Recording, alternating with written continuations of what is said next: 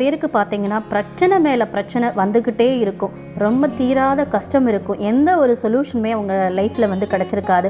அந்த மாதிரி தீராத கஷ்டமாக இருந்தாலும் சரி, தீராத நோயாக இருந்தாலும் சரி, தீராத மனக்கஷ்டம், பணக்கஷ்டம், எப்படிப்பட்ட கஷ்டமாக இருந்தாலும் சரி, அதற்கும் வாராகி அம்மனுடைய ஒரு சிறப்பான வழிபாடு இருக்குது. அது என்ன வழிபாடு அப்படின்னு வந்து பார்த்தீங்கன்னா, வாராகி அம்மனை நினைத்து தலைவாழை இலை விரித்து அதில் பச்சரிசியை கொட்டி பரப்பிடுங்க. அதுக்கு மேலே ஒரு தேங்காயை உடைச்சி 2 முடிகளாக வந்து வச்சு அதில் இலுப்பை எண்ணெய் ஊற்றி சிவப்பு திரி போட்டு தீபம் வந்து ஏற்றணும்.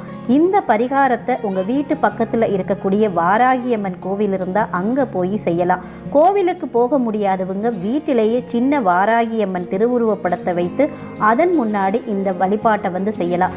எப்படிப்பட்ட கஷ்டமாக இருந்தாலும் சரி, அந்த கஷ்டம் கூடிய விரைவில் நீங்கிறத நீங்கள் கண்கூடாக வந்து பார்க்க முடியும். இந்த பரிகாரத்தை எப்போ பண்ணணும் அப்படின்னு வந்து பார்த்தீங்கன்னா, செவ்வாய்க்கிழமை வரக்கூடிய